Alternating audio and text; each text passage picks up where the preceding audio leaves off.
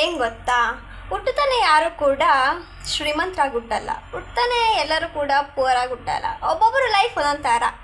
ಜೀವನ ಎಲ್ಲರದು ಒಂದೇ, ಬದುಕೋ ರೀತಿ ಮಾತ್ರ ಚೇಂಜ್.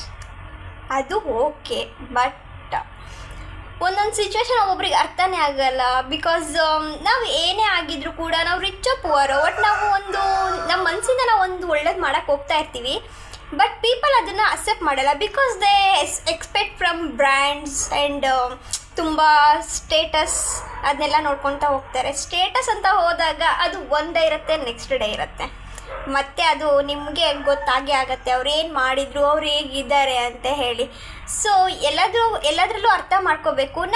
ನಾವು ನೋಡ್ತಾ ಇರೋದು, ನಾವು ಕೊಡ್ತಾ ಇರೋದು ರೀತಿ ಚೆನ್ನಾಗಿದ್ದರೆ, ಒಬ್ರಿಗೆ ಕೊಡಬೇಕಾದ್ರೆ ಪ್ರೀತಿಯಿಂದ ಕೊಟ್ಟರೆ ಅವ್ರಿಗೆ ಇವತ್ತು ಅಸಹ್ಯ ಆಗಿದ್ದು ಇನ್ನೊಂದು ಎಷ್ಟೋ ದಿನ ಆದಮೇಲೆ ಅವರಿಗೆ ಅದು ಅಮೃತ ಅನ್ನೋಷ್ಟು ಫೀಲ್ ಆಗಬೇಕು.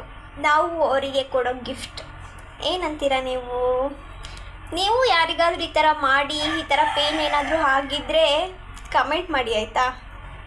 Thank you.